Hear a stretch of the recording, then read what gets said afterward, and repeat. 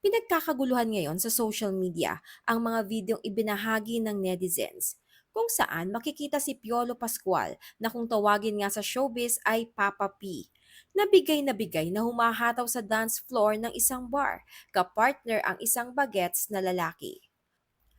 Wala namang makikitang kakaiba sa video bilang ito ay isang selebrasyon para sa very successful concert ni Piolo na ginanap noong October 20 sa Newport Performing Arts Theater. Makikitang nagkakasiyahan ang mga nandoroon sa bar na nakiselebrate sa success ni Piolo. Present din doon si Mon Gutierrez at spotted din si Hayden Ko. Makikitang nakapalibot sila kay Piolo at masayang nagbubulungan. Samantala, mapapansin rin na nasa tabi lamang ni Piolo ang anak niyang si Inigo na nakasunod lamang sa kanya. Pagkatapos ay makikitang lumapit si Hayden kay Piolo at mayroong ibinulong.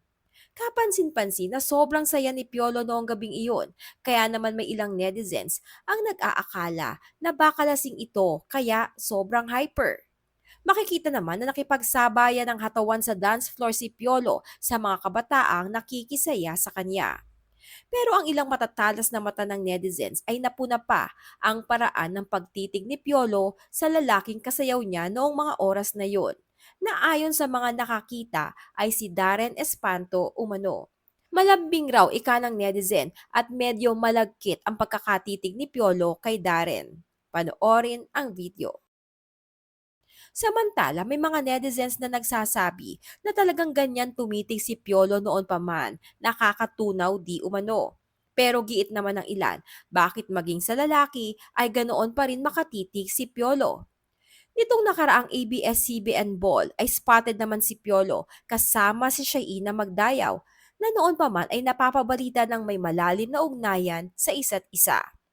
Samantala, marami naman na nagsasabi na ano pa man ang makapagpapaligaya sa aktor ay hayaan na lang at wag nang pakialaman dahil higit sa lahat ay hindi maitatanggi na si Piolo ay isa sa may pinakagwapong mukha sa showbiz, pati punong pangangatawan na tila hindi tumatanda at ang katotohanan na siya ay isa sa pinakamagagaling na aktor sa industriya.